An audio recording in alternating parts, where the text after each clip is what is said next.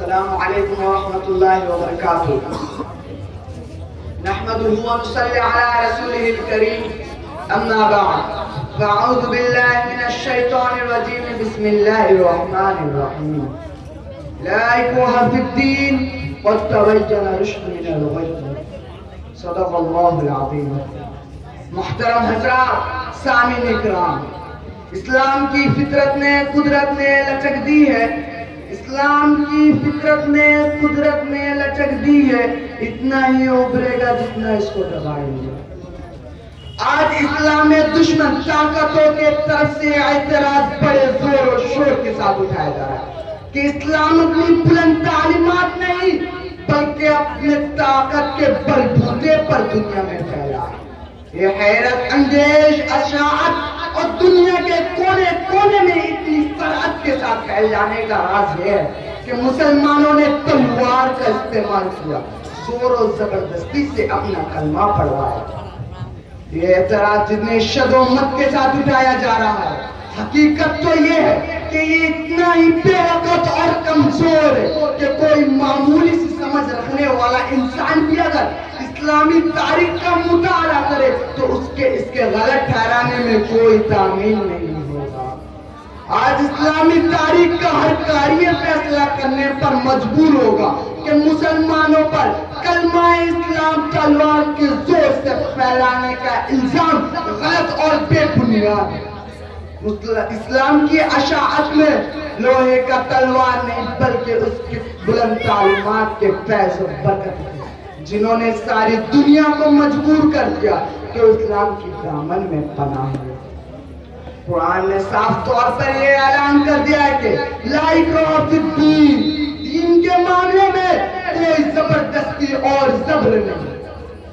قرآن نے یہ بھی واضح طور پر کہہ دیا کہ جس کا جی چاہے وہ ایمان کی دولت سے مالا مال ہو اور جس کا جی چاہے وہ کفر شرک کی تاریکیوں میں بھٹکتا پھرا اسلام کسی کے اوپر زبردستی سے اپنا کلمہ پڑھانے کے حق میں نہیں ہے آئیے اشاعت اسلام کی ابتدائی تاریخوں کا مطالعہ کریں تاکہ یہ بات کھل کر سامنے آ سکے کہ دنیا میں اسلام کیسے پھیلا اسلام کے اشاعت میں کہ اس کے تلوار کا نتیجہ تھی کہ اس کے بلند اخلاق کے فیض و برکت تھی دنیا کفر شرک کی تاریکیوں میں بھٹک رہی تھی لوگ خدا کو بھول چکے تھے خدا کے ہدایت سے نہ واقف تھی اور خدا کے راہ سے ہٹ چکے تھے ظلم و زبردستی ہر طرف عام تھی ظلم اور گناہ کو گناہ سمجھنے کا احساس کا ختم ہو چکا تھا ایسا خوفناک ماحول تھا اور ایسے ماحول میں اللہ کے رسول صلی اللہ علیہ وسلم کو مبعوث کیے گئے اللہ کے رسول صلی اللہ علیہ وسلم حق کی طرف پکارنے والے اکیلے تھے خدا کی راہ کی طرف بلانے والے تنہا تھے اس وقت آپ کا کوئی ساتھی نہیں تھا گھر والے نہیں تھے دوست احباب نہیں تھا عزیز و اقارب بھی نہیں تھا ایک طرف اللہ کے رسول اور دوسری طرف ساری دنیا اللہ کے رسول کے پاس کوئی دنیاوی طاقت نہیں تھی کوئی بول نہیں تھا کوئی لشکر نہیں تھا روپیہ پیسہ مال و دولت نہیں تھا جب اللہ کے رسول نے لوگوں کو خدا کی طرف بلایا دین کی دعوت دی تو ساری دنیا آپ کی دشمن بن گئی آپ کے راہ میں کانٹے بچھائے گئے نماز پڑھتے وقت گردن مبارک پر اونٹ کی اجڑی رکھ دی گئی دوستوں نے منہ پھیر لیا رشتہ داروں نے ناتا توڑ لیا اپنے پرائے بن گئے گھر والے غیرت برسنے لگے آپ گھر والے غیرت برسنے لگے دین اسلام کو ختم کرنے کی کوششیں کی گئی اسلام کو مٹانے کی کوششیں کی گئی اور جس نے اس پکار پر لبیک کہا اسے مکہ کی گلیوں میں گھسیٹا گیا اسے مارا گیا اسے سخت گرمی میں ارد کی چلتی ہوئی ریت پر لٹا کر سینے پر پتھر کی بھاری چٹان رکھی گئی پھر بھی جب اللہ کے رسول صلی اللہ علیہ وسلم کو اس کام سے باز نہ رکھ سکے رسول اللہ کے ساتھیوں کو شرک کرنے پر مجبور نہ کر سکے تو انہیں گھر سے بے گھر کر دیا انہیں مدینہ جانے پر مجبور کر دیا پھر بھی اللہ کے رسول صلی اللہ علیہ وسلم نے ساری تکلیفیں برداشت کرتے رہے چپ چاپ سہتے رہے اور لوگوں کو بار بار کی دعوت دی مکہ فتح ہو چکا تھا صحن مکہ میں مکہ کے سبھی لوگ جمع تھے، وہ سبھی جنہوں نے آپ صلی اللہ علیہ وسلم اور آپ صلی اللہ علیہ وسلم کے ساتھیوں کو طرح طرح کی تکلیفیں پہنچائی تھی۔ ان میں ابو سفیان بھی تھا جس نے جنگ بدر کے بعد سے مدینہ منورہ پر بار بار حملہ کرتا رہا، دین اسلام کو مٹانے کا یہ نابود منصوبہ بنایا تھا۔ وہ ہندہ بی بی جس نے آپ کے پیارے چچا حضرت حمزہ رضی اللہ عنہ کے ناک کان کو کاٹ کر گلے کا ہار بنایا تھا۔ وہ حشی بھی آپ کے قابو میں تھا جس نے آپ کے پیارے چچا کے خون سے ہاتھ رنگے تھے۔ سارے دشمن آپ کے سامنے بے بس اور مجرموں کی طرح کھڑے تھے۔ اگر آپ چاہتے تو ایک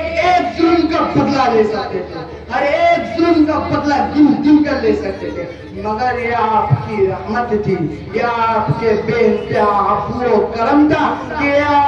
آپ نے اعلان فرمایا لا تشریب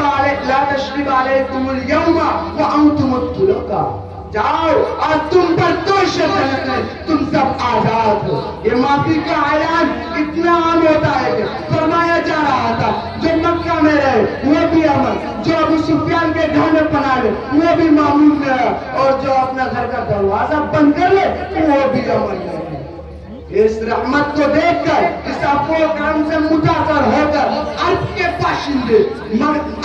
باشندے اسلام کے دامن میں پناہ لینے کے لیے بےتاب ہو گئے۔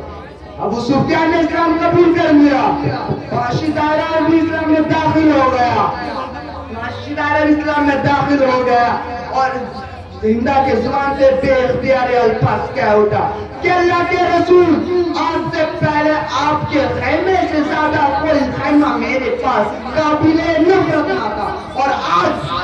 آپ کے خیمے سے زیادہ کوئی خیمہ میرے پاس پیارا نہیں۔ ان حقائق کے باوجود اگر کوئی شخص کہہ جاتا کہ اسلام تلوار کے زور سے پھیلایا، مسلمانوں نے زور و زبردستی سے اپنا کلمہ پڑھوایا ہے، تو ایسے شخص کے بارے میں یہ کیوں رائے قائم کی جائے گی کہ اس کے دماغ میں خلل ہے، اس کا ایک ہی علاج ہے کہ اسے کسی پاگل خانے بھیج دیا جائے۔